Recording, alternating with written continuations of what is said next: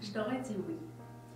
C'est un sujet en fait que ça fait longtemps que je travaille sur moi-même parce que on peut pas plaire tout le monde de un et deuxièmement c'est ta vie. L'important c'est que toi tu sois fier de toi et que les autres, ils peuvent être contents, mais à tout fin c'est ta vie. Je crois que ce qui a fait ce changement dans ma vie à moi, c'est que quand je suis devenue la directrice avec Mme Séguin ici à l'école de danse, ça m'a poussée à prendre cette place-là et en fait grandir dans cette direction-là.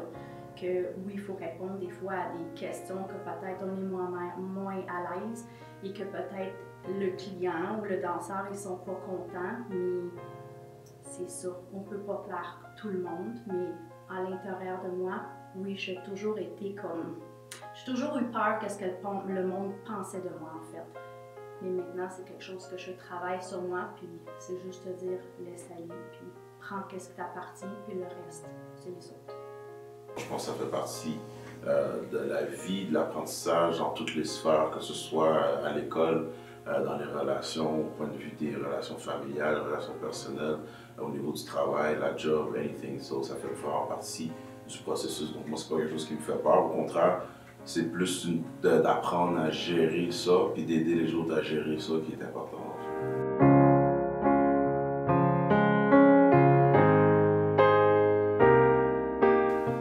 L'échec en tant que tel, ça me fait pas nécessairement peur parce que je trouve que c'est normal, échouer, ça fait partie de la vie, puis tout le monde peut échouer.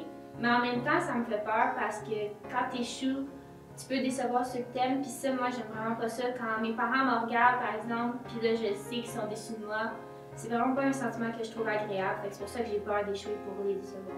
Oui, l'échec, ça me fait peur à cause de la déception des autres. Surtout mes parents, c'est important de les rendre fiers, qu'ils soient pas déçus de moi, parce qu'en échouant, j'ai l'impression de ne pas être à la hauteur de ce qu'ils attendaient de moi. C'est pour ça que ça me fait peur. Je veux jamais échouer, je veux toujours les rendre fiers. Je crois pas que c'est quelque chose qui me fait peur. Moi, je crois que si je fais quelque chose d'une manière, c'est parce que mon instinct me dit de le faire comme ça, puis ça va être la bonne manière, même si les autres ont un jugement à porter sur ça. Mais c'est sûr que dans certaines sphères de ma vie, l'opinion des autres, le jugement des autres, ça m'importe un peu, comme dans le sport. Il y a des choses qui sont capables de m'affecter comparé à d'autres qui ne m'affectent pas du tout. Mais oui, dans certains cas, ça peut m'affecter.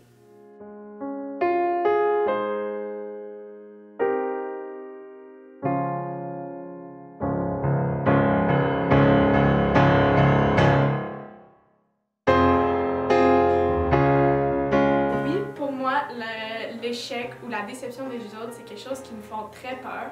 Même, je pourrais dire que c'en est quasiment une phobie. Certains vont dire que j'exagère, mais moi, je vous jure que j'exagère pas.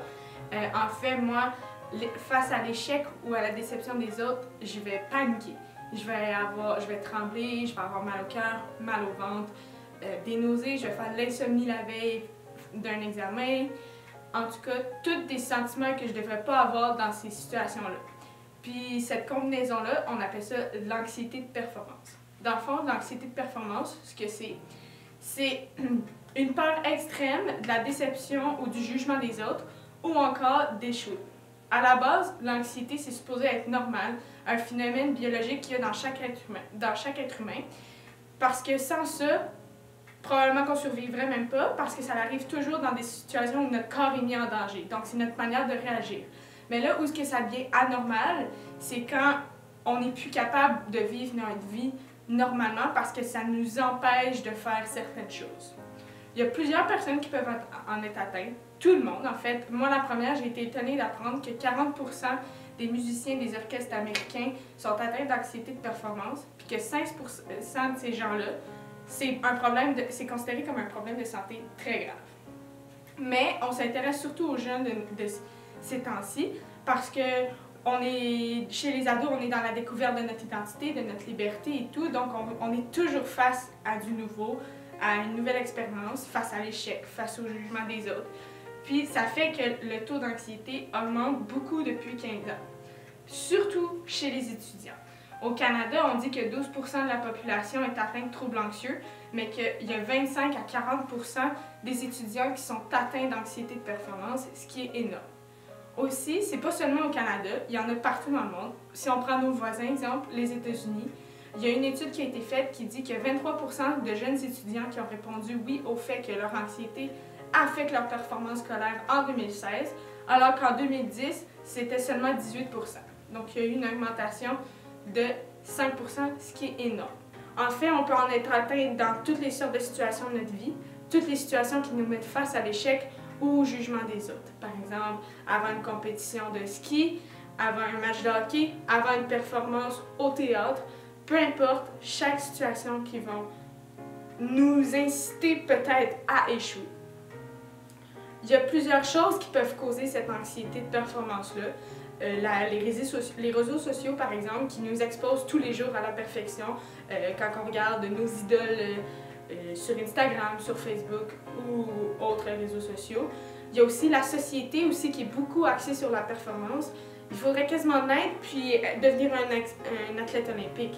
Mais on sait tous que c'est pas ça la réalité. Les résultats scolaires sont très importants. Notre estime de soi aussi a un grand impact sur l'anxiété de performance parce qu'on se définit souvent par nos notes ou par nos actions dans notre vie de tous les jours. Mais la cause numéro 1, en fait, c'est nos parents. Qu'on le veuille ou non, il faut l'admettre, nos parents sont la cause numéro 1 de l'anxiété de performance chez les jeunes et toute autre personne atteinte d'anxiété de performance. En fait, on a peur de les décevoir, de ne pas obtenir leur accord, leur fierté, puis on a surtout peur de perdre leur amour, parce qu'on pense que si on échoue ou qu'on les déçoit, ils nous aimeront plus. Mais c'est pas le cas du tout. Puis ça va nous amener à développer plusieurs symptômes. Par exemple, des maux de tête, des maux de ventre, de l'insomnie. On peut faire des crises de panique. Il y en a qui vont avoir des nausées, des vomissements. Certains vont aller jusqu'à l'hyperventilation. Donc, c'est toutes des choses qui sont complètement anormales dans des situations qui sont considérées généralement normales dans nos vies. Puis, si on va dans des cas extrêmes, certains vont même développer la dépression à cause de l'anxiété de performance. Le docteur Sonia Lupien a déjà dit que le perfectionnisme, c'était un facteur au maintien et au développement de la dépression. Ça ne devrait pas du tout être ça, selon moi. Ensuite, on observe aussi qu'il y a une augmentation de 10% de dépression chez nos jeunes, ce qui m'amène à vous dire que une étude démontre que chez les Québécois de 14 à 18 ans, il y en a 5 à 10% qui vont atteindre une dépression majeure à l'adolescence. Il y a une statistique qui démontre que d'ici 2020, la deuxième cause d'incapacité dans nos vies va être la dépression, tout de suite après les maladies du cœur. Ce qui est encore plus épouvantable, c'est que l'anxiété de performance peut aussi venir à des troubles alimentaires, mais aussi à des idées suicidaires. Mais il y a un côté positif à l'anxiété de performance. En fait, chaque personne qui en est atteinte peut s'en sortir, puis il y a différents moyens qui s'offrent à nous. Le meilleur moyen, qui est conseillé par les spécialistes, c'est de faire du sport. Parce que le sport va libérer des endorphines dans le cerveau, ce qui va venir atténuer l'effet des hormones du stress. Mais aussi, il y a toujours la thérapie avec des spécialistes comme les psychologues qui peuvent nous aider. Ou encore, en dernier recours, ce qu'on suggère, c'est la médicamentation, évidemment prescrite par un spécialiste. Donc, cela m'amène à vous présenter aujourd'hui une chorégraphie que j'ai chorégraphiée avec l'aide de mon coach Snax et d'une autre danseuse qui s'appelle Sarah Jadboulot sur la chanson Human de Christina Perri. J'ai choisi cette chanson-là parce que la chanson veut dire beaucoup pour moi. Je la trouve super inspirante, les paroles sont fortes, puis représentent bien dans le fond ce qu'une personne atteinte d'anxiété de performance peut se dire dans sa tête. Puis la seule chose qu'il faut réussir à se dire, c'est comme Christina le dit dans sa chanson, on est juste des humains, on a droit à l'erreur. Donc cette chorégraphie-là va représenter tout ce que je vis durant une période d'anxiété de performance, c'est-à-dire face à un examen. On va commencer dans une classe, on va voir comment je réagis face à un examen, qu'est-ce qui se passe dans ma tête. Ensuite, on se transporte vraiment dans ma tête. On va voir le débat entre le stress et l'anxiété parce que c'est deux choses complètement différentes, puis l'anxiété qui va prendre le dessus. Puis ensuite, comme je vous l'ai dit, il y a toujours des moyens de s'en sortir, puis je vous démontre comment je réussis à évacuer et ce stress-là, en fait cette anxiété de performance-là à travers la danse sur une scène dans mon monde. Donc, bon visionnement.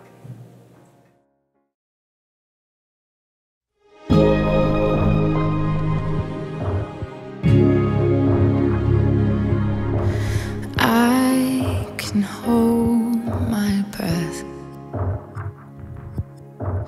I can bite my tongue. I can stay awake for days if that's what you want. Be a number one. I can fake a smile. I can force a laugh. I can dance and play the part if that's what you ask. Give you all I am. I can do it. I can do it. I can do it.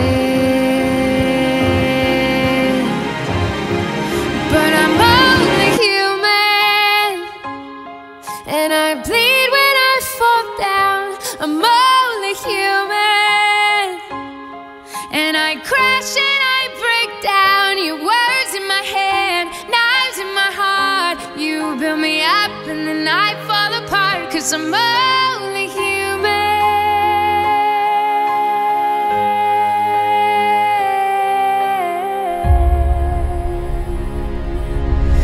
I can turn it on.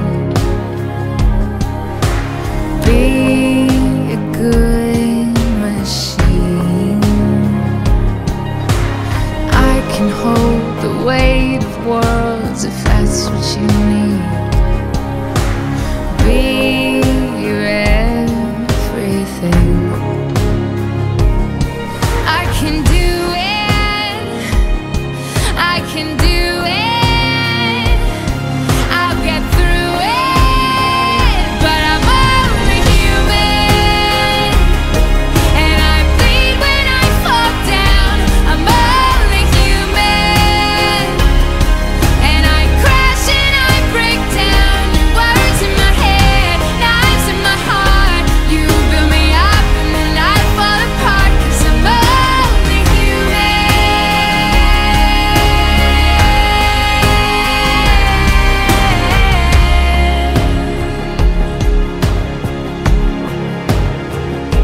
I'm only human. I'm only human. Just a little human.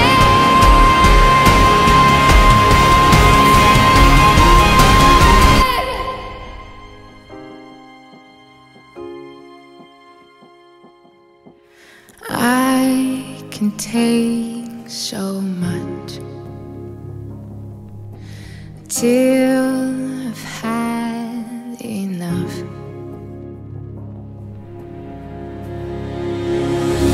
'Cause I'm